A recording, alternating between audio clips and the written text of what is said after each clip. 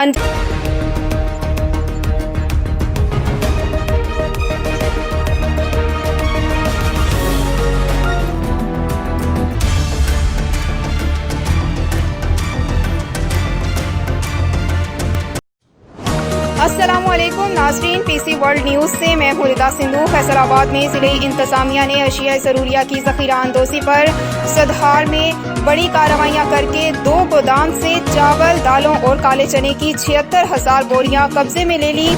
हमारे नुमाइंदा खुसूसी गुलाम दस्तगीर की रिपोर्ट के मुताबिक असिस्टेंट कमिश्नर सदर उमर मकबूल ने इतला मिलने पर छापा मारा तो खिजर ट्रेडर से चावल की 65,000 और अहमद ट्रेडर सदहार से दालों और काले चने की 11,000 बोरियां बरामद कर ली और दोनों गोदाम्स को सील कर दिया गया।